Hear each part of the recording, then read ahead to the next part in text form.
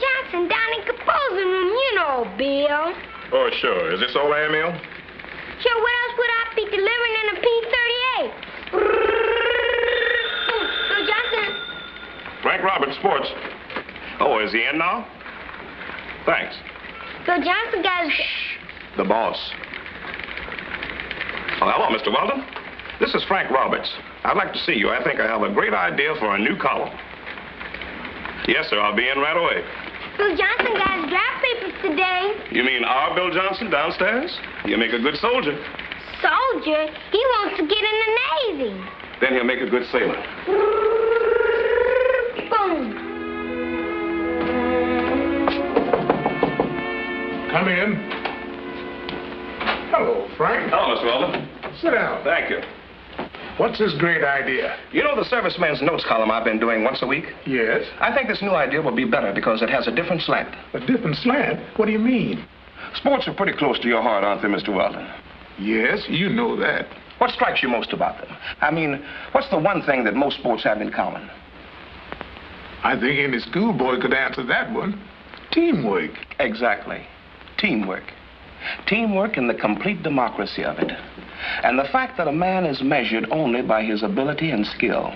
Yes, that's right. Now, you've seen some great white teams and some great colored teams.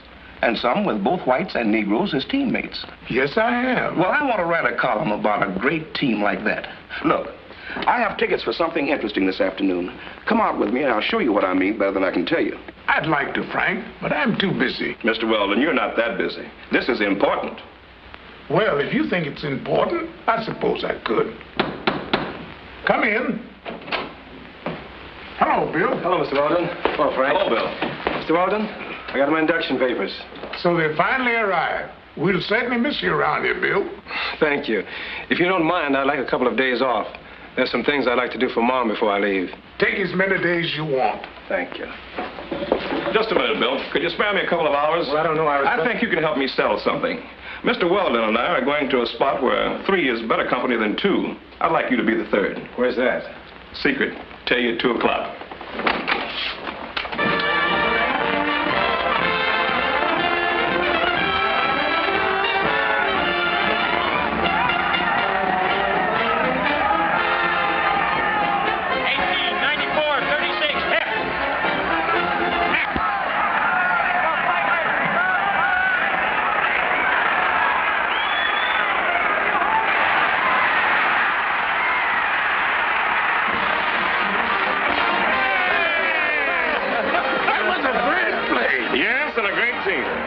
Teamwork in action. Different kinds of men fighting together for one goal. But I'm thinking of a much greater team. One that's playing in the most important game of all. That team is the United States Navy. That's the team I hope to get on. And if you make it, Bill, you'll be right in there along with Bob, and Ole, Tony, Pedro, and Lee, and Joe. All of them fighting together. Now, that's the kind of teamwork that I'd like to make the backbone of my new column. That is an idea. Let's call it On the Navy Team. Bill made the Navy team all right. I got the column started right after that day at the game. Material came from many sources, but Bill Johnson was, and still is, my best correspondent. I wanted to see things through his eyes. I wanted the column to be a sort of case history of what actually happened to Bill. His first letter came shortly after he arrived at boot camp. He found that it wasn't easy when they take all your clothes away, everything but your toothbrush, and ship them home, and push you along in an assembly line and check you for everything under the sun. It wasn't easy for Bill or for the thousands before him, or the other thousands of all races and creeds who will come after him. And this isn't easy either. Ouch! 2 down and 7 to go. He found shopping quite easy in the Navy.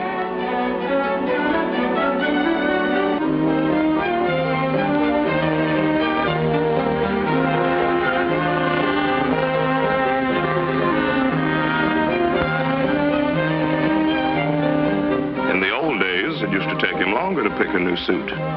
It was hard to make up his mind whether you wanted the brown suit with the small check or the gray suit with the stripes. But Bill doesn't have to worry about that now. Here, everything comes in standard colors and patterns. Blues with white stripes and whites with blue stripes. And the salesman behind this counter won't take no for an answer. Probably never again in his life will Bill receive 9 suits of clothing and everything that goes with them in 20 minutes. All right. You're members of a new company, Company 510. And by the looks of it, Company 510 is about the finest collection of knuckleheads ever hit any boot camp. You're here for discipline, and I'm here to see that you get it. If you step out of line, you'll think this building fell on you personally. Pay attention and obey orders. First, you shave and shower every day. You keep your clothes washed and clean and rolled, and your bunks made up and your blankets folded properly. I'll show you how to do all that. Now get on the ball and stay on it. Company 510 got on the ball, but had a little difficulty staying on it. Close order drill isn't mastered in a day. Double the rear, hard. Rear, hard. Whoop, the man said to the rear. Shoes out of line.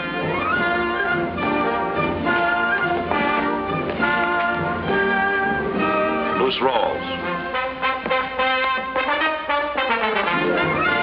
Loose rolls.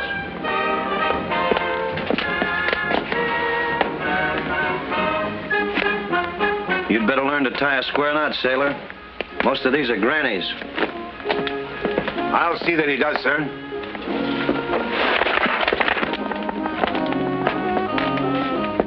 What's an ensign? Well, you are. The flag,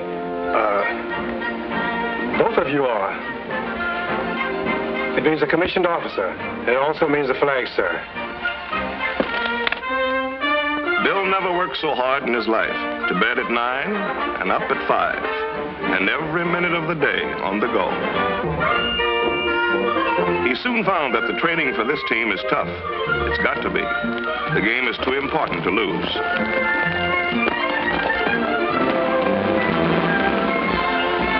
Gradually, Company 510 got squared away, and their chief stopped calling them knuckleheads. They began to act Navy, think Navy, and look Navy.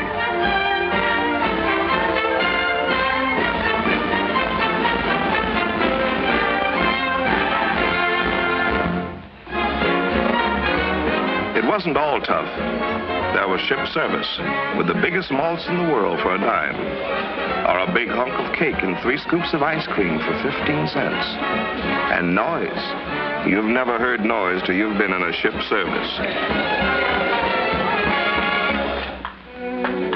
There was ping pong. And the happy hour, which wasn't so happy for some guys. And there was some work that wasn't so tough. It didn't quite tie in with cargo nets and physical fitness and marlin spike seamanship, but there it was. And who was Bill to refuse an invitation to the dance? Another thing Bill found out was that the Navy has rules, and Navy rules must not be broken. Furthermore, these rules apply to everybody. Break the rules and you land in the brig. That's Navy discipline. And discipline is the foundation of teamwork. Bill didn't exactly like swabbing decks, but he had company. Bob was swabbing decks too. And Pedro had time to think it over, while Ole got a course in sweeping. And Lee never forgot his painting lesson. After that trip to the brig, Bill got wise. He found by reading the articles for the government of the United States Navy that being a member of the Navy team means certain real responsibilities, not only for him, but for all the rest, from the recruits right on up to the very top. And he found out something else, something that opened his eyes to real teamwork, something about steward's mates and their place on the team. Doris Miller, steward's mate, first class, USN. For his distinguished devotion to duty, extraordinary courage, and disregard for his personal safety during the attack on Pearl Harbor, December 7th, 1941, the Navy Cross. Albert H. Oliver, Steward's Mate, First Class, USN, for conspicuous gallantry and intrepidity while serving aboard a United States warship during a raid upon that vessel by approximately 25 Japanese torpedo planes in the vicinity of the Solomon Islands on June 30th, 1942, the Silver Star Medal. William Pinkney, Cook, Third Class, USN, for extraordinary heroism while serving aboard the USS Enterprise during the engagement with enemy Japanese naval forces near the Santa Cruz Islands on October 26, 1942, the Navy Cross. Leonard Roy Harmon, Steward's Mate, First Class, USN, for extraordinary heroism while serving aboard the USS San Francisco during action against enemy Japanese forces in the Solomon Islands area on November 12th and 13th, 1942, the Navy Cross, a fighting ship named for a fighting man. And there are hundreds of others, like this lad on the Franklin, who had a job to do and did it. And I thought steward's mates were just waiters. Well, Johnson, you might call them that. But they're fighting men, too. Between battles, their work is rather dull. But somebody has to be a waiter, or a cook, or a storekeeper. Everybody can't be captain on a ship. But when you get the ship to where she's ready for the job she was built for, when you're there in battle, what you did before doesn't count anymore. What matters now is what you do in battle. Like your ship. That's your main job, fighting. And believe me, when it comes to fighting, the steward's mates are right in there with the rest of them. That's real teamwork, sir. You bet it is. And because their primary job is fighting, steward's mates' instruction includes standard courses in airplane and ship recognition, ship compartmentation, and gunnery.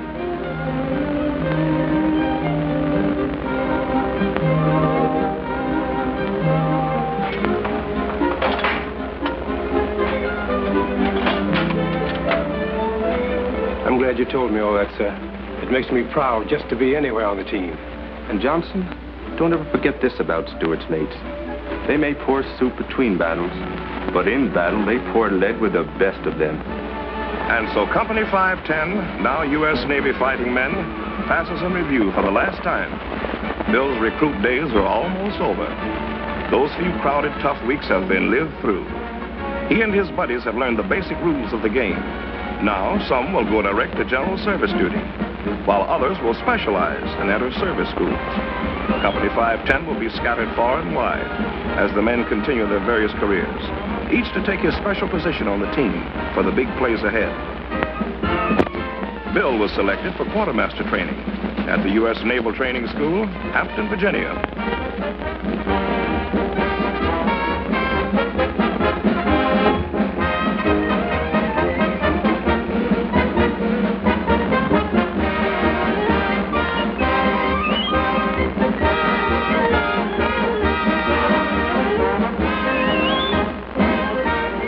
He felt pretty good about Hampton because training for quartermaster was a step up on the team. Here the trainees are mustered and checked in and receive a brief outline of the particular rules at Hampton. This chance was something Bill had hoped for, but you don't graduate just for the hoping. You have to earn it.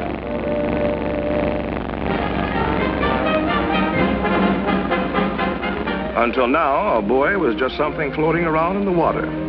But Bill soon learned that there were quite a few different types of buoys, each with a different purpose. He had to become as familiar with them as with his own name. But that was only a small part of it. Among other things, Bill learned how to make compass deviation compensations, how to navigate by dead reckoning, and how to plot a course.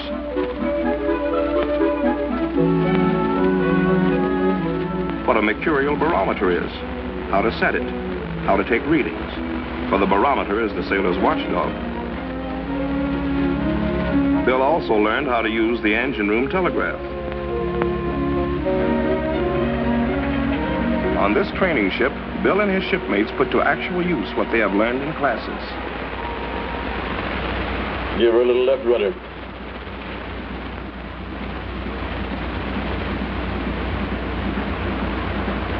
Easy now.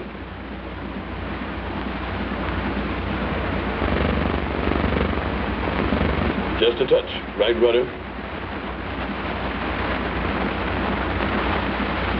That's it. Ease your rudder. That's fine. So while Bill is on his way to becoming a quartermaster, other Bills, Tonys, Bobs, and Pedros are on their way to becoming radio men, aviation metalsmiths, aviation machinist mates, gunner's mates, and other specialists, and getting ready to take their places patrolling,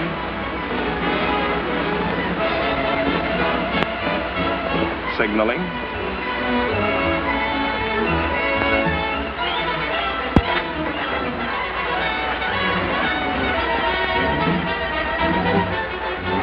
minesweeping,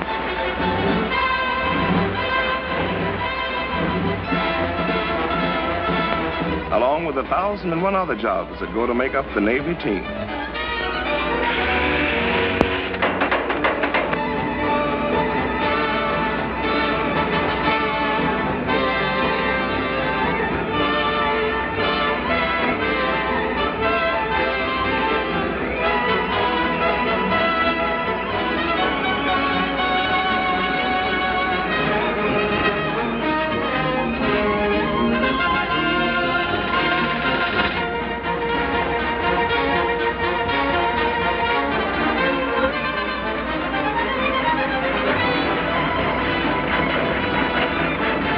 This photographer's mate, who wears the Purple Heart, has flown many missions over enemy territory in the Pacific, doing map work under hazardous conditions.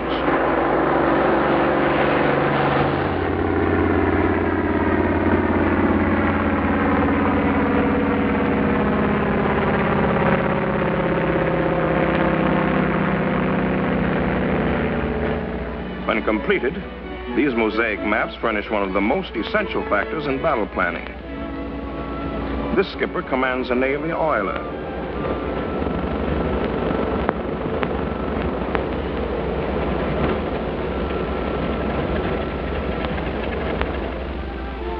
And this chaplain counsels and advises the boys on many subjects, while these waves have released men for duty in combat areas.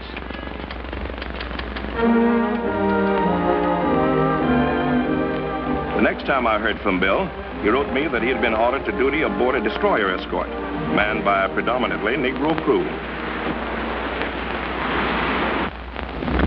Right, 10 degrees rudder. Right, 10 degrees rudder, sir.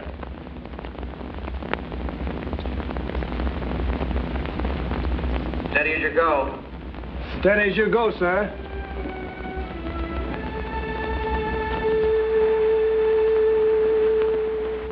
Come right to 084.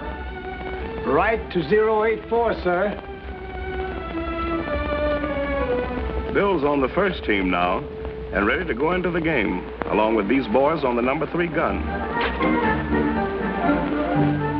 And with Lyons and Johnson, lookouts. And with Arsenault, bosun's mate first, who is right on the job.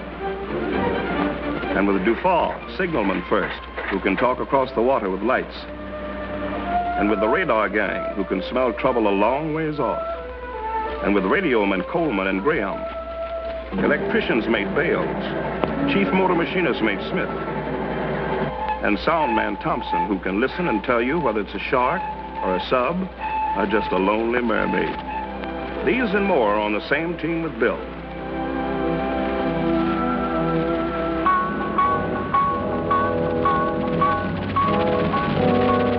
All hands, man your battle station. All hands, man your battle station. It may be a battle, or it may be only practice. You never can tell.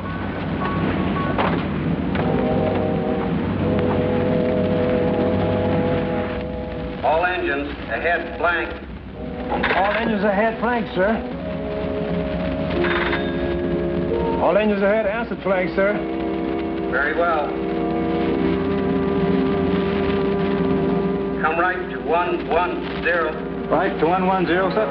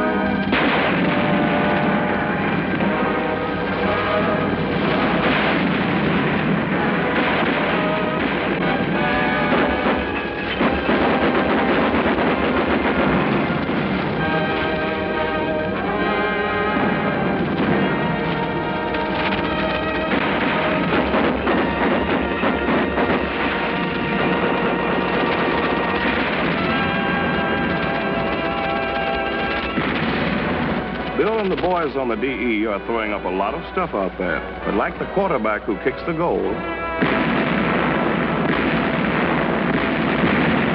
someone has to pass them the ball. The Navy would only be a collection of harmless ships if it were not for the men who furnish the guns of our fleets, their tremendous smashing power. Every ship at sea, every plane in the air, depends on the men of the ordnance battalions. These are the wrappings for the prescriptions about to be filled by the doctors of dynamite who mix the first ingredients. Yes, doctors of dynamite is a good name for them.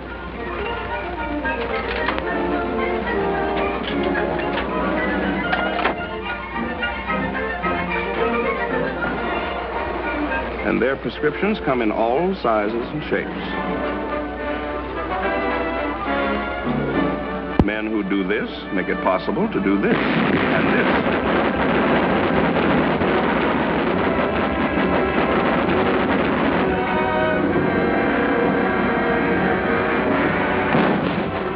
The teammates on some cruiser will welcome these 8-inch projectiles and speed them on their way,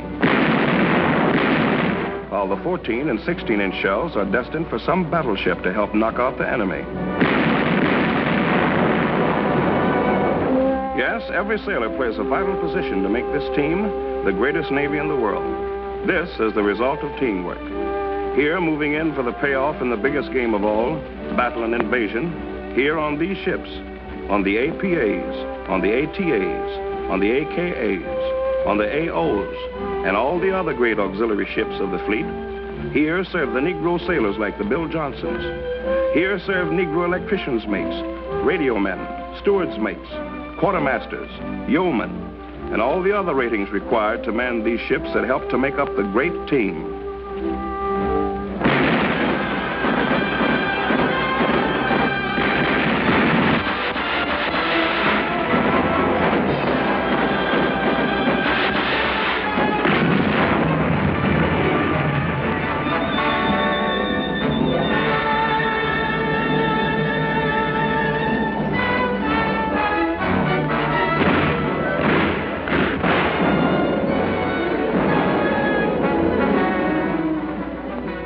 After the landing come the Seabees, and there are plenty of Bill Johnsons in the Seabees, building roads behind the Japs, flattening out the jungle, fighting with bulldozers and tools, and putting down airstrips in a hurry.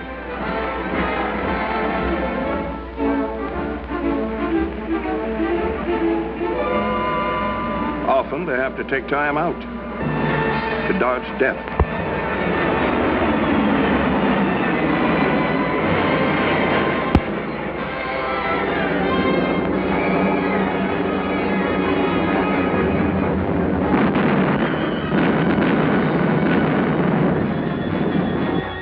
And to send it back.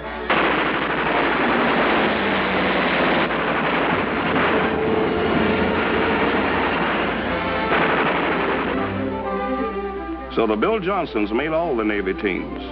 They were there at the end of the first half when these German U-boats surrendered in the Atlantic. And they were there at the finish in the Pacific. Yes, they made all the Navy teams.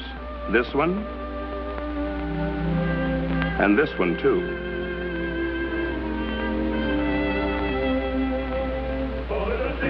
Throughout our history, Americans of all races and origins have fought side by side in defense of their country.